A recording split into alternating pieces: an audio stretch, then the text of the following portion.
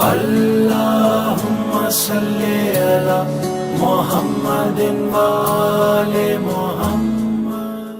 اعوذ باللہ من الشیطان اللعین الرجیم. بسم اللہ الرحمن الرحیم. الحمد للہ رب العالمین.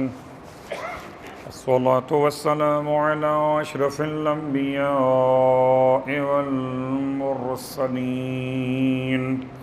سیدنا ابی القاسم محمد اللهم صل وقنعوا أهل بيته الطيبين الطاهرين واللعنة الدائمة على قضائهم أجمعين. أما بعد فقد قال الله تبارك وتعالى في كلامه الحميد فرقانه المجيد قوله الحق وهو أصدق القائلين. بسم الله الرحمن الرحيم. لا أقسم بهذا البلد وأنت حل بهذا البلد ووالد وما ولد لقد خلقنا الإنسان في كبد أيحسب أن لن يقدر عليه أحد يقول أهلكت مالا لبدا أيحسب أن لم يره أحد ألم يجعل له عينين ولسانا وشفتين وهديناه النجدين. صلوات پڑھے محمد وعلى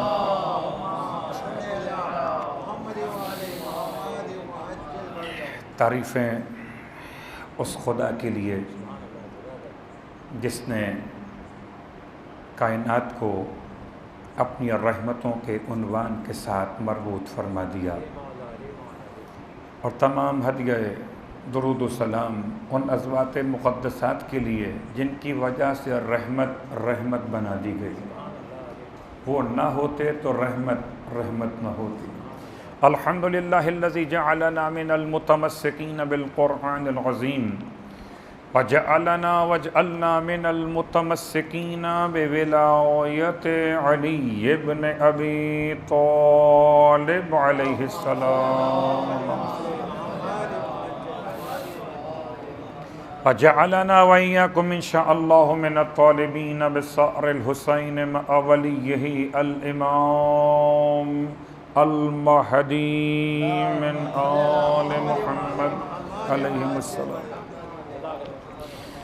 اما بعد صاحبان ایمان کی خدمت مقدس میں واجب الاحترام صاحبان علم و ادب کی بارگاہ میں ایک طالب علم کی حیثیت لیے ہوئے روز حاضر اس یقین کے ساتھ ہوتا کہ بارگاہ رسالت اور امامت میں جملہ تو کیا، کلمہ تو کیا، حرف تو کیا، ایک نقطہ بھی شرف قبولیت پا گیا تو نقطہ بائے بسم اللہ کی قسم نجات کا سامان پیدا ہو جائے.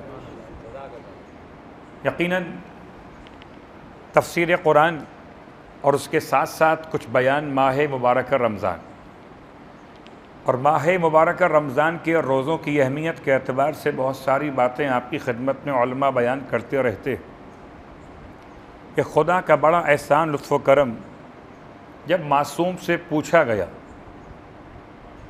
کہ سال کے 12 مہینے تھے تو 12 مہینوں میں سے کسی مہینے میں بھی روزے واجب ہو سکتے تھے. یاد رکھیے سارے مہینے خدا کے ہیں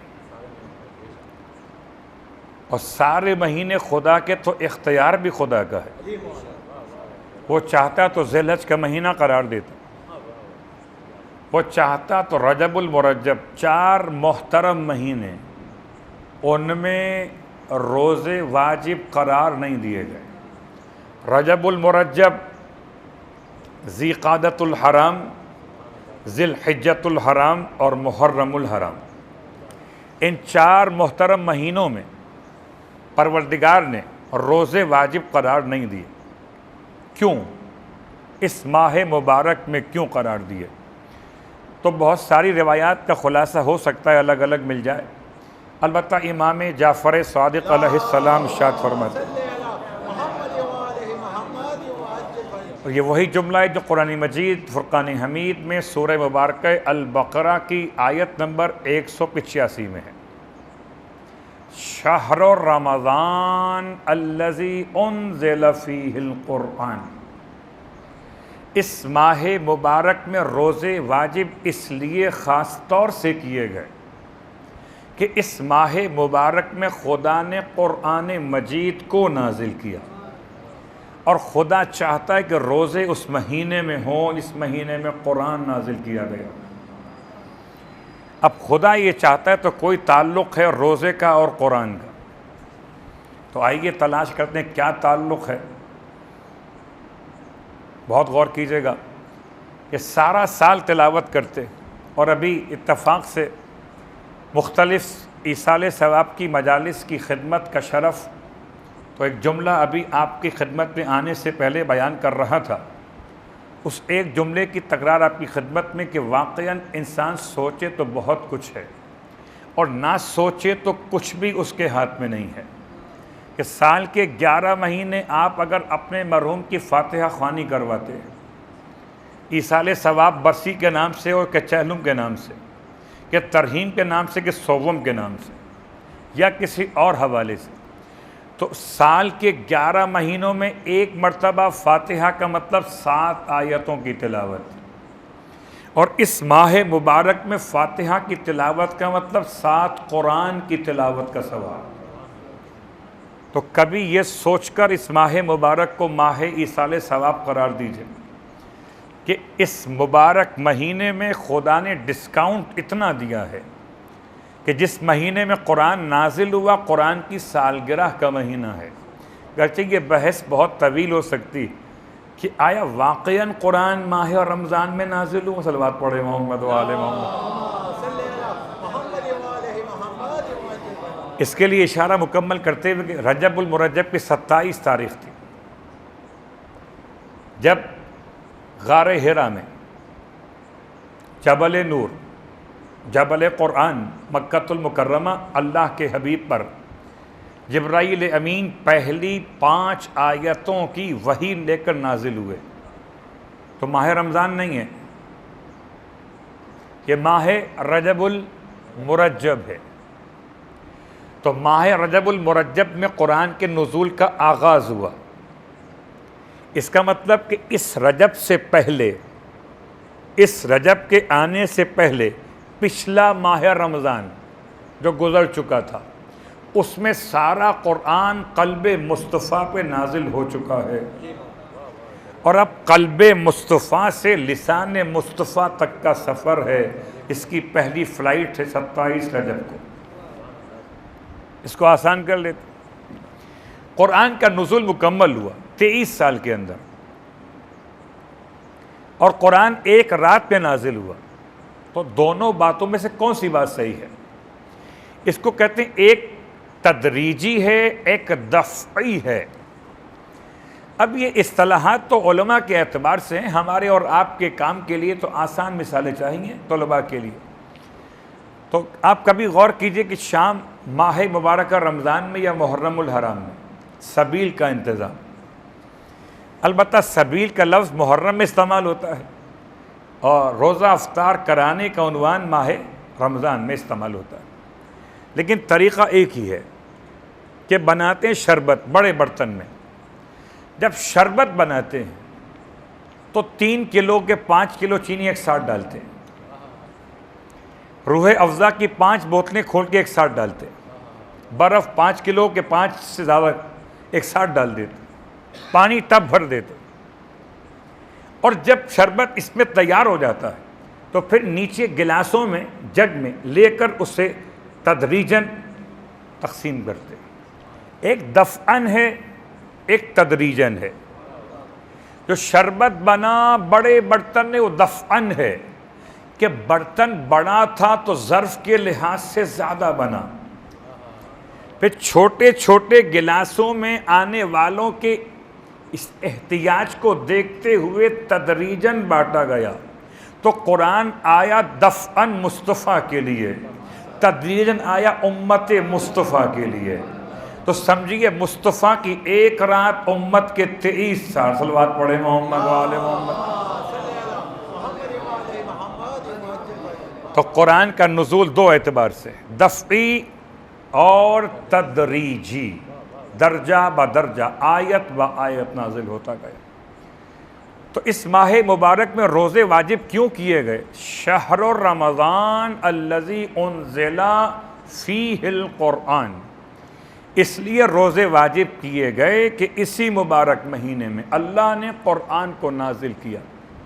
اور یہ بات یاد دلا دوں کہ صرف قرآن نازل نہیں ہوا بلکہ اور آسمانی کتابیں بھی، باقی تینوں بڑی کتابیں بھی اسی ماہ مبارک میں نازل کی گئیں. اور اتفاق سے آج جس روزے کے کیفیت میں ہم اور آپ گزر کے آئے ہیں، یعنی کہ چھٹا روزہ، 7ویں شب، تو اس میں 2 عنوانات بلکہ 3 عنوان ہیں. پہلا عنوان یہ ہے کہ توریت کا نزول موسیٰ علیہ السلام پر. توریت کیا ہے؟ کبھی موقع ملے تو انشاءاللہ توریت کے اسفار پڑھے جائیں. کس سفر میں، کس راوی کی زبان کے اعتبار سے کتاب توریت کے نسخے میں سرکار ختمیہ مرتبہ صلی اللہ علیہ وآلہ وسلم کا نام لکھا. تو کتاب توریت کا نزول ماہ مبارکہ رمضان کی 6 تاریخ. کتاب انجیل، کتاب زبور 12 اور 18، 6، 12 اور 18 یہ تینوں تاریخیں. اور آخر میں 21 یا 19 یا 23 میں شب قدر کا مسئلہ. اب آئیے روایت آپ کی خدمت میں امام محمد باقر علیہ السلام کی بارگاہ سے. روزے کی اہمیت کیا ہے؟ فرماتے ہیں بنی الاسلام علی 5، اسلام کی بنیاد 5 باتوں پر ہے. اس بارگاہ کی چھت رکی ہوئی ہے ان ستونوں کے اوپر. بنی الاسلام علی 5، اسلام کی عمارت کے نیچے 5 ستون ہیں. علی الصلاۃ والزکاۃ والحج والصیام والولایت، 5 باتیں. امام فرماتے ہیں پہلی بات کہ اسلام کی بنیاد اور نماز کے اوپر، اسلام کی بنیاد ہے زکوٰۃ کے اوپر، اسلام کی بنیاد ہے حج کے اوپر، اسلام کی بنیاد ہے روزے پر، اور اسلام کی بنیاد ہے ولایت آل محمد پر. ولایت آخری مرحلہ ہے. نماز سمجھ میں آئی نہیں، ولایت کے وکیل بن گئے. روزہ ابھی رکھا نہیں، ولایت پر تقریر شروع کر دی. ابھی حج تو سمجھا نہیں، ابھی زکوٰۃ تو ادا کی نہیں، ولایت تو آخر میں ہے.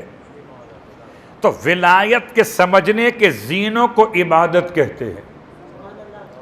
ولایت تو وہاں جا کے ملے جہاں سے نماز پڑھ کے چلے، زکوٰۃ دے کے چلے، حج کو ادا کر کے چلے، اور اس کے ساتھ ساتھ پھر روزہ رکھ کے چلے، تب کہیں جا کر ولایت آل محمد سمجھ میں آئے. میں سمجھتا ہوں بغیر وضو کے، بغیر تقدیس اور طہارت کے میں ولایت آل محمد سمجھ لوں گا اور وہ قبول بھی ہو جائے گی. ولایت کا نجاستوں سے کیا تعلق؟ ولایت کا تو طہارتوں سے تعلق ہے، نسب میں ہو یا جسم و لباس میں. صلوات پڑھے محمد.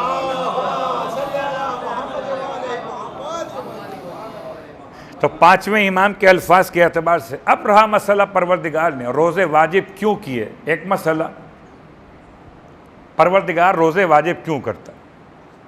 یاد رکھیے میڈیکل پوائنٹ آف ویو الگ ہے، طبی نقطۂ نگاہ الگ. بہت تفصیل سے بات ہو سکتی کہ روزے کے کتنے فوائد ہیں، لیکن جس نے روزہ رکھا ان فوائد کی نیت سے اس کو فائدے تو ملیں گے، ثواب نہیں ملنے والا. جس نے روزہ رکھا خدا کی قربت کی نیت سے تو ثواب بھی ملے گا، فائدے تو خود بخود ملیں گے۔ ہماری اور آپ کی پریشانی ہے کہ ہم جب کبھی روزوں کی بات کرتے تو یا تو طبی لحاظ سے کر رہے ہوتے، اور سرکار ارشاد فرما کے گئے کہ سومو تصحو، روزہ رکھو اور صحت مند ہو جاؤ۔ کل کی بات یاد ہے، لِكُلِّ شَيْءٍ زَكَاتٌ وَزَكَاتُ الْأَبْدَانِ الصِّيَامُ، ہر شے کی ایک زکوٰۃ ہے اور بدن کی زکوٰۃ ہے روزہ۔ آپ فرماتے ہیں روزہ رکھو صحت مند ہو جاؤ۔ لوگ کہتے ہیں روزہ رکھ کر بیمار ہو جاتا ہوں، تو کوئی تو مسئلہ ہے، یا تو ختمی مرتبت نہیں جانتے تھے یا آپ زیادہ جان گئے ہیں۔ روزہ صحت مندی کی علامت ہے، لیکن اگر اسے اپنے ہاتھوں سے برباد نہ کیا جائے، روزہ انسان کو بیمار نہیں کرتا، البتہ افطار و سحر میں پرخوری انسان کو بیمار۔ صلوات پڑھے محمد و آل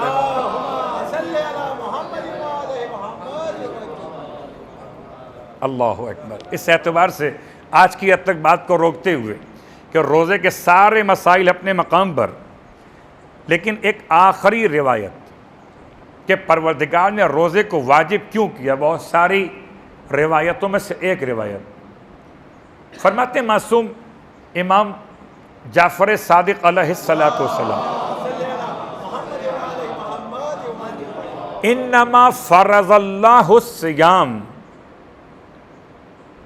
اللہ نے روزے صرف اور صرف اس لیے واجب کیے تاکہ لیستوی بہ الفقیر والغنی، تاکہ فقیر اور غنی کو دونوں کو برابر کر دے۔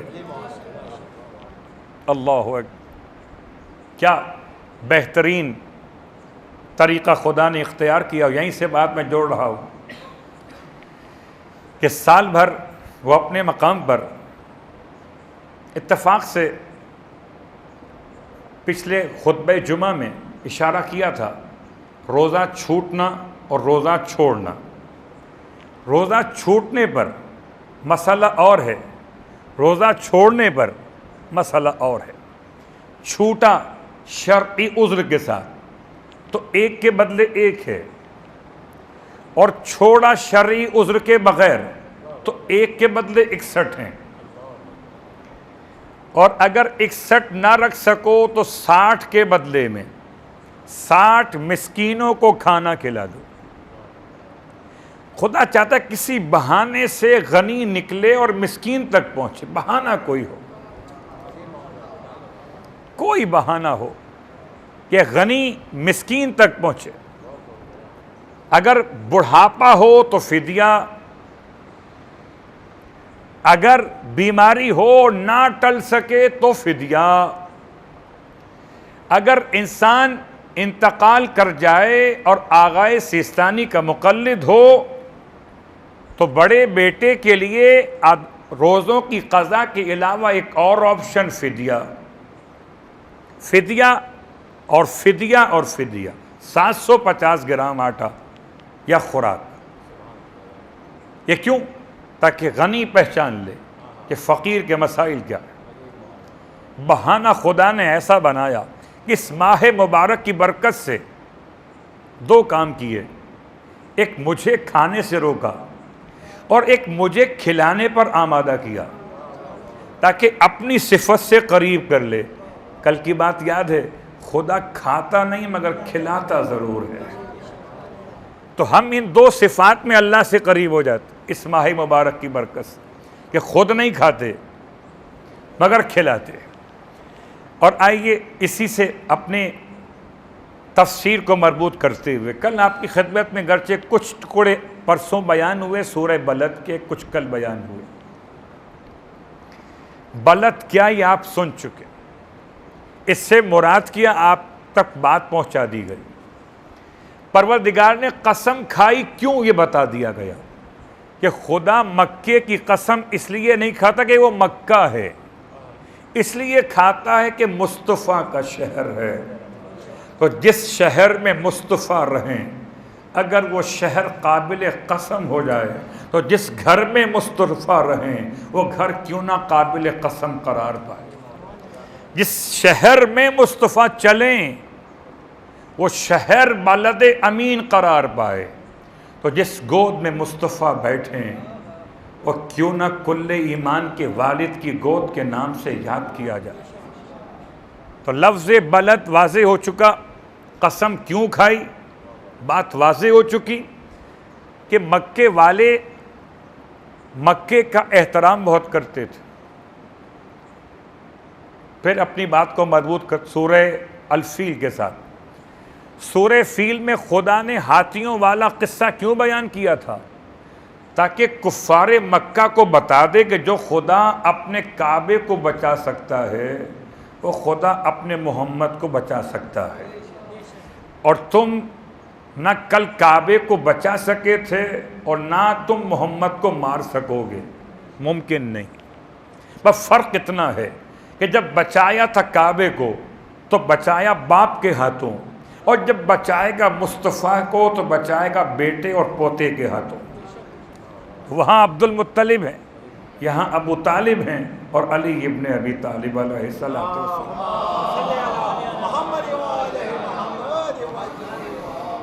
تو سورہ فیل کا مسئلہ، سورہ بلد کا مسئلہ، پروردگار نے قسم کیوں کھائی کہ کفار مکہ اپنے شہر کا بڑا احترام کرتے تھے، حرم 4 مہینوں کا احترام کرتے تھے، مسجد حرام کا احترام کرتے تھے، لیکن وہی احترام کرنے والے پیغمبر کی جان کے دشمن ہو گئے۔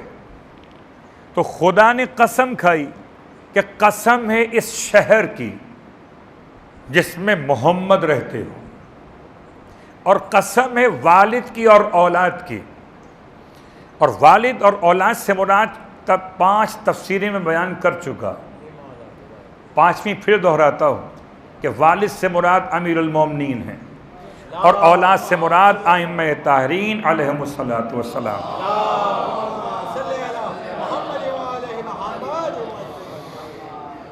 اور قسم کھانے کے بعد خدا کیا بیان کرتا ہے؟ یہ بات یاد رکھیے کہ قرآن مجید نے والد کے علاوہ لفظ اب کو استعمال کیا۔ اب اور ہے اور والد اور ہے۔ اب کہتے ہیں پالنے والے کو بھی، اب کہتے ہیں پڑھانے والے کو بھی، اب کہتے ہیں خسر کو بھی، یعنی کہ فادر ان لا بڑا اچھا لفظ ہے قانونی باپ، ورنہ ویسے تو اردو کے لحاظ سے لفظ میں بڑا مسئلہ پیدا ہو جاتا ہے، کہیں ان الانسان لفی خسر نہ ہو جائے۔ عربی کا خسر اور ہے اور اردو کا خسر اور ہے، تو امام نے اسے اب کے نام سے یاد کیا، بہت غور کی۔ چچا کو بھی اب کہتے،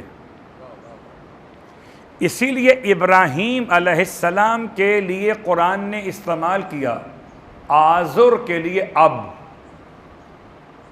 آزر والد نہیں ہے، اب ہے۔ والد کون؟ جناب طارق علیہ السلام، ابراہیم علیہ السلام کی۔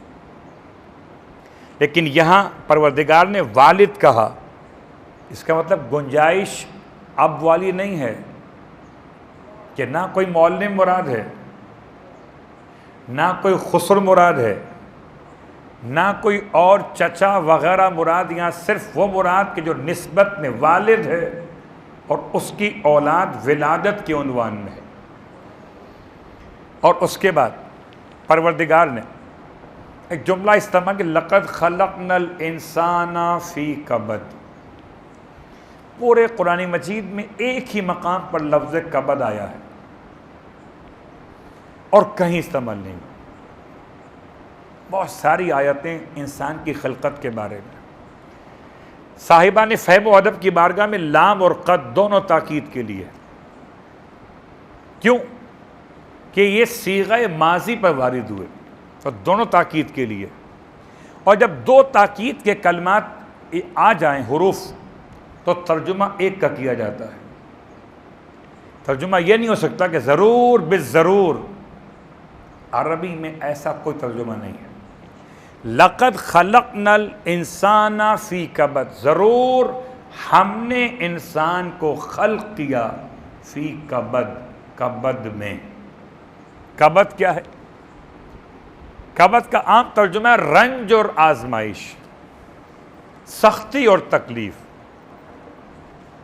اب اگر اس لفظ کو کھولتے چلے جائیے تو انسان کی خلقت کا سفر رنج اور آزمائش میں ہے۔ کہاں چلا شکل قطرہ میں، کہاں بنا شکل علقہ میں، کہاں تبدیل ہوا شکل مضغہ میں، کہاں تبدیل ہوا پھر لحم اور عظام کے اندر، اور پھر کہیں جا کر انشأناه خلقا آخر فتبارک اللہ احسن الخالقین۔ سلسلہ خلقت انسان میں پروردگار نے کیا سے کیا بنایا؟ نجس قطرہ تھا، اس سے جمع ہوا خون بنایا، جمے ہوئے خون سے گوشت کا لوتھڑا بنایا، گوشت کے لوتھڑے سے ہڈیاں بنائیں، اور ہڈیوں پر گوشت کا لباس چڑھا کر پھر انسان کو الگ سے خلقت کی شکل دے دی۔ وہ رہا نہیں جو بنایا تھا۔ اللہ اکبر! کیا مطلب؟ جو بنایا تھا وہ رہا نہیں۔ تم نہ سمجھنا کہ یہ گوشت کا ٹکڑا انسان ہے، یہ قطرہ نجس انسان ہے، نہ سمجھنا کہ جمع ہوا خون انسان ہے، بلکہ اشرف المخلوقات کی صلاحیت رکھنے والا انسان۔ اس لیے قرآن مجید فرقان حمید انسان کی خلقت کی تعریف ہے۔ لقد خلقنا الانسان فی احسن تقویم۔ بہت غور کیجئے، 3 اندھیرے پردے، اور ساری باتیں ہوتی ہیں، لوگ گھبراتے ہیں اور پھر تعویذ گنڈوں پر آتے ہیں کہ جی بچہ شک میں مادت سے کہیں ضائع نہ ہو جائے، تعویذ دے لو، بچہ بچ جائے گا۔ کبھی سوچا ہے بچہ بچتا کس طرح سے؟ سب سے مشکل ترین عمل کسی خاتون کے لیے حاملہ ہونے کے بعد حج ہے۔ کیا خیال ہے آپ کا؟ اس نے حج کیا ہے، اسے تو اندازہ ہے کہ مجھ جیسا 2 مرتبہ تو کم از کم مرتے مرتے بچا حج کے مجمع میں۔ اتنا مجمع! آپ کو معلوم ہے کہ جب مچتی ہے بھگدڑ مینا کے علاقے میں شیطانوں کے پاس، عجیب بدقسمتی ہے، شیطانوں کے پاس ہی مچتی ہے صرف، اور لوگ ایسے بھاگتے کہ کوئی مرتا ہو تو مر جائے، بسا اوقات تو سانس لینے کے لیے اوپر دیکھنا پڑتا ہے کہ اپنے اطراف کے ماحول میں اتنی گھٹن ہوتی کہ سانس نہیں لے سکتے۔ تو اب حج کسی خاتون کے لیے، وہ بھی جب امانت الہی اس کے شکم میں کامل ہو رہی ہو، سب سے مشکل عمل ہے حج، اور تاریخ شاہد ہے کیا قدسیت ہے، کیا طہارت ہے۔ حضرت حمیدہ المصفات مادر امام موسی کاظم علیہ السلام، فل تکلیفوں کے ساتھ، بھرپور مشقت کے ساتھ، جبکہ آپ کے شکم مقدس میں 7ویں امام کی امانت خود موجود ہیں۔ میرا 7واں امام شکم مادر میں، اور حمیدہ حج کر رہی ہیں۔ آج ذرا سا بہانہ ہو، بہت غور کیجئے کتنے فون آ چکے اب تک کہ مولانا روزہ چھوڑ دیں کہ ابھی ابتدا ہے، خدا کی امانت کے آنے کی خوشخبری ہے، جس کی آمد پہ عبادت چھوٹ رہی ہو، اس کے لیے کون سے الفاظ میں دعا مانگی جائے؟ تو بہرحال فقہی مسئلہ اپنے مقام پر یہ رہتا کہ اگر روزہ رکھنا نقصان دہ ہو بچے کے لیے یا اس کی ماں کی صحت کے لیے تو موضوع الگ ہو جائے، مگر اس کا تعلق ماہران طب سے ہے، ہم سے نہیں۔ لیکن اگر آپ کو کہہ دیا جائے کہ ایسی کوئی بات نہیں ہے، آپ آرام کیجئے، حیرت کی بات ہے، چاند گہن سورج گہن میں تو مائیں بہنیں لیٹ جاتی ہیں، ماہ رمضان میں کیا مشکل ہے؟ رکھے روزہ، لیٹ جائیں، روزہ بھی ہو جائے گا اور حفاظت بھی ہو جائے گی۔ ہم چلے کہاں پر ہیں کہ خداوند عالم کتنا بچاتا ہے انسان کے وجود کو شکم مادر کے اندر۔ حج کیا مولا والدہ نے، اور اسی لیے امام موسی کاظم علیہ السلام کی ولادت بسعادت کھل کے پڑھ دوں، 7 سفر کو نہیں، ذی الحج کی 20 تاریخ کو ہوئی ہے۔ پھر کسی موقع پر اس کی بحث کریں گے، فی الحال تو میں نے خلاصہ کر دیا کہ سفر نہیں، کہ یا تو یہ روایت اس سے ملے گی نہیں پھر کہ امام کی والدہ نے حج کیا ہو اور حج سے واپسی پر آپ کی یہ ولادت کا عنوان واقع ہوا ہو مقام ابوا پر، مدینہ پہنچنے سے پہلے یا تو اس کو ملا نہیں سکتے، اور اگر اس کو ملائیے گا تو چھٹے امام فرماتے ہیں کہ اگر مجھے حج کے لیے موقع ملے اور میرے اختیار میں ہو تو میں منا سے مکہ واپس آنے کے بجائے اپنے گھر چلا جاؤں۔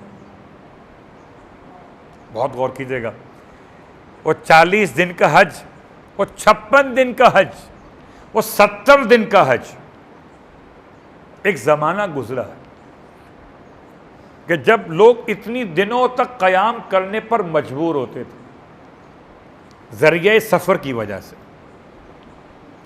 کہ اب ان کا ٹرن کس طرح آئے گا واپس جانے کے لیے، کہ اتنے دنوں کے بعد آئے گا تو مکے میں رہیں گے۔ امام فرماتے ہیں کہ اگر میرا بس چلے تو میں منا سے مکے واپس نہ جاؤں، گھر چلا جاؤں، تو فرمائیں کچھ اور کریں کچھ اور ممکن ہے۔ تو اگر امام منا سے واپس پلٹے تو مسجد غدیر میں خم کے میدان پر پہنچے 18 ذی الحج کو، اور وہاں نماز شکرانہ ادا کر کے چلے تو مقام ابوا پر پہنچے 20 ذی الحج کو، اور امام موسی کاظم علیہ السلام کی آمد ہوئی۔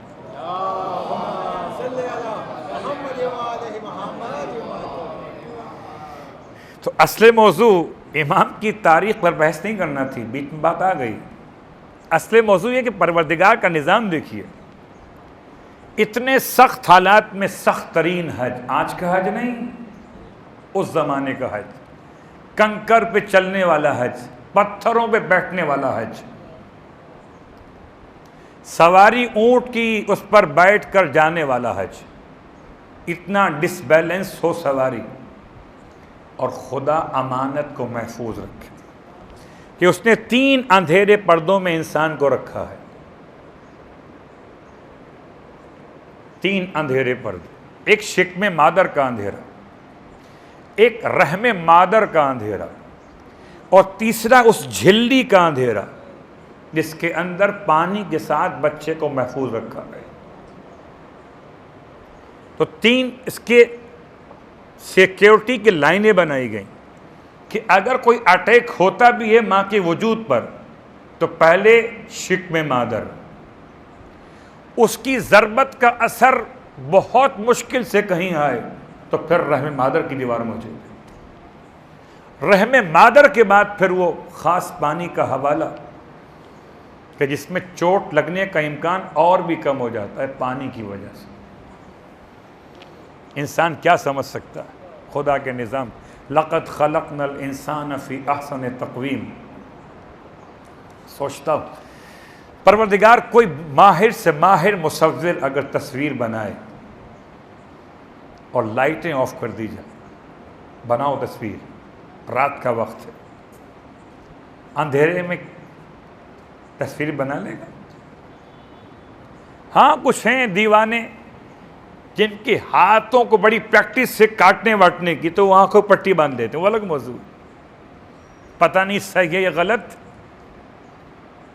لیکن تصویر بنانا کہ ناک کہاں بنانی ہے، آنکھیں کہاں بنانی ہیں، منہ کہاں بنانا ہے، خدا نے شکم مادر میں انسان کی تصویر کو 3 اندھیروں میں ایسا بنایا کہ ناک الٹی نہیں ہوئی، آنکھیں کان کے مقام پر نہیں آئیں، کان لبوں کے مقام پر نہیں آئے۔ تصور کیجئے بیٹھ کے یہاں پر اگر یہ دونوں کان یہاں ہوتے تو ہم تماشا بنتے کہ نہ بنتے؟ اگر یہ دونوں آنکھیں یہاں ہوتی اور ہونٹ یہاں اوپر ہوتے تو کیا ہوتا؟ ہیئت بد ہیئتی ہو جاتی، گوشت کا ٹکڑا تو ہوتا مگر احسن تقویم نہ ہوتا۔ ثم انشأناہ خلقا آخر فتبارک اللہ احسن الخالقین۔ تو کبد، لقد خلقنا الانسان فی کبد، ہم نے انسان کو رنج اور مشقت میں خلق کیا ہے، بہت چھوٹی سی جگہ میں خلق کیا ہے، اتنی چھوٹی جگہ کہ نہ پاؤں پھیلا سکتا ہے نہ ہاتھ پھیلا سکتا، اس کے بعد یہ سمجھتا ہے اَيَحْسَبُ أَن لَّن يَقْدِرَ عَلَيْهِ أَحَدٌ، اس کے بعد گمان کرتا ہے کہ اس پر کوئی قادر نہ ہو سکے گا۔ یعنی اس طرح گرفت میں رکھ کے تمہیں بنایا، پھر بھی سمجھتے ہو کہ یہ ہاتھ تم پر سے ختم ہو گئے۔ اَيَحْسَبُ أَن لَّن يَقْدِرَ عَلَيْهِ أَحَدٌ یقول اہلکت مالا لبدا، یہ بات انشاءاللہ کل آئے گی۔ شریک بن نوفل کون تھا اور یہ آیت میں اس کا کیا تعلق ہے، یہ باتیں انشاءاللہ کل کی، اور آج کی حد تک میں بات کو سمیٹ رہا ہوں کہ آج کی تاریخ کی مناسبتوں میں ایک مناسبت ہے غزوہ بدر۔ غزوہ بدر کے لیے سرکار کا مدینے سے نکلنا اور مدینے سے نکلتے ہوئے عجیب کام کرنا اب تک کبھی نہیں کیا تھا۔ آپ کی زندگی کا تقریباً آخری غزوہ ہے، ہجرت کے 9ویں برس میں واقع ہوا، اور آپ نے مدینے سے نکلتے ہوئے اپنی جگہ مولا کائنات علی ابن ابی طالب علیہ السلام کو چھوڑا۔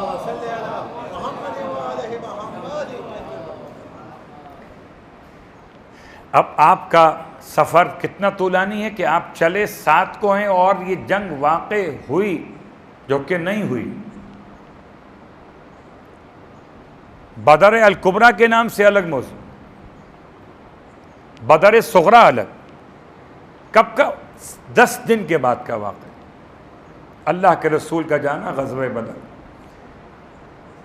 اور غزوہ موتا کو دونوں کو ملاتے ہوئے، ایک غزوہ موتا ایک غزوہ بدر۔ اور آج ماہ رمضان کی 6 تاریخ حضرت امام رضا علیہ السلام کے حوالے سے کتاب توریت کا نزول بھی آج، اور کتاب توریت کے نزول کے ساتھ ساتھ 8ویں امام کے دست مبارک پر بیعت کی محفل بھی آج سجائی گئی۔ کہتے ہیں علماء کہ اس تاریخ کو خوشی منانی چاہیے۔ کیوں؟ کہ ولی عہدی تو بالجبر تھی، مگر سب کے سامنے اس سیاسی بدترین سیاسی دشمن نے امام کے ہاتھ پر پہلے خود بیعت کی، اور اس کے بعد اس کی دیکھا دیکھی تمام تر مشیران وزیران نے امام رضا کے ہاتھ پر بیعت کی۔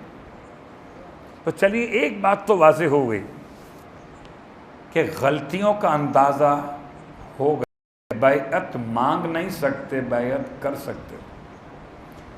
کربلا نے ایسا واقعہ سمجھا دیا کہ اب کسی میں بیعت مانگنے کی ہمت نہیں رہی۔ تو بہت سخت جب امام سید سجاد علیہ السلام بن مروان کی طرف سے کہ آپ مجھ سے ایسا منہ موڑ کے جاتے ہیں جیسے میں نے آپ کے بابا کو شہید کیا ہو۔ شہید کیا، اس نے اپنے انجام کو خود دیکھ لیا، اگر تیری ہمت ہے تو بھی کر کے دیکھ لے۔ اللہ اکبر۔ ماہ مبارک رمضان کی 6 تاریخ 8ویں امام کے نام سے غزوہ بدر کے لیے پیغمبر کی روانگی، غزوہ موتا کا واقع ہونا اور مولا کائنات کی شان۔ بس میں نے بات کو سمیٹ لیا، فرش ادا پر آ کر بیٹھے تو اپنے دعا کے لیے آنکھوں میں آنسو لانے کے لیے صرف مجھے وہ وقت یاد آتا جب حسینی کاروان مدینے سے نکل رہا تھا۔ کچھ ایسی کیفیت تھی کہ مولا اپنی بیٹی کو چھوڑ کے جاتے تھے۔ 2 بیٹیاں میرے مولا کی، ایک کے بارے میں تاریخ میں اختلاف ہے مگر مشہور قول کی بنیاد پر فاطمہ صغریٰ، اور ایک بیٹی کربلا میں۔ دونوں بیٹیوں نے باپ کا راستہ کیسے روکا؟ وہ بیٹی چل کر پیچھے پیچھے آئی، نانی کا ہاتھ تھامے ہوئے امام نے قافلے کو روک کے فرمایا، بیٹی تمہیں سمجھا کے تو آئے تھے کہ نانی کے پاس رہنا، ہمیں یاد نہ کرنا۔ بچی کہتی، بابا ایک مرتبہ مجھے ماں بہنوں سے اور ملوا دیجیے۔ امام نے بچی کی خواہش کا احترام کیا، اونٹوں کو بٹھایا گیا، ناقوں پر اماریاں موجود ہیں، ایک ایک اماری کے پاس بی بی آئی ہے، کبھی بہنوں سے ملی، کبھی پھوپھی سے ملی۔ جب ماں کی اماری کے پاس آئی تو اپنے بھائی اصغر کو گود میں لے کے پیار کرنے لگی۔ کہتی تھی رو کر، اماں سب چلے جاتے، میرا بھائی میرے پاس رہ جاتا، میرا دل تو بہل جاتا۔ ارے ہاں، اصغر بھی بہن کی گود میں اس طرح سے لپٹ گئے جیسے بہن کی گود سے جدا نہ ہونا چاہتے ہو۔ یہاں تک کہ قافلے کو بڑھانے کا وقت ہوا، ایک ایک بی بی آگے بڑھی، اصغر نے کسی کی طرف توجہ نہ کی، مولا خود آگے بڑھے، اصغر سے خدا جانے کیا جملہ فرمایا، ارے تڑپ کر بہن کی گود کو چھوڑ دیا۔ شاید فرمایا ہو، بیٹا اگر تم مدینے میں رہ گئے تو ہرملا کا تیر کون کھائے گا؟ بیٹا باپ کی قربانی کو 4 چاند کون لگائے گا؟ رونے والوں، یہ ایک بیٹی کی رخصت کا منظر تھا۔ ہائے، چھوٹے بھائی سے ملنے کے بعد بڑے بھائی کے پاس آئی ہیں اور آنے کے بعد کہتی ہیں آخری جملہ، بھیا جاتے تو ہیں، وعدہ کر لیں کہ جب بھی بابا سے اجازت ملے گی مجھے لینے ضرور آؤ گے۔ بھیا وعدہ کر لو میرے بغیر صحرا نہ سجانا۔ ارے بہن کو بڑی آرزو تھی کہ میرا بھائی مجھے لینے کو آئے گا، اسی لیے مقاتل کی تاریخ میں کسی اور کے نام خط نہیں لکھا، اگر صغریٰ نے خط لکھا ہے تو اکبر کے نام لکھا ہے، اور اکبر کی لاش میں کھڑے ہوئے حسین صغریٰ کے خط کو پڑھتے جاتے تھے، روتے جاتے تھے، اور پڑھنے کے بعد اکبر کی لاش پہ رکھ دیا۔ قاصد نے جواب مانگا، امام نے وہ خط اٹھا کر ویسے ہی دے دیا۔ قاصد رو کر کہتا تھا، مولا خط کا جواب نہیں لکھیں گے؟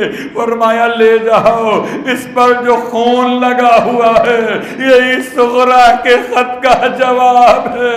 ارے جسے بلایا تھا وہ برچی کا پھل کھائے۔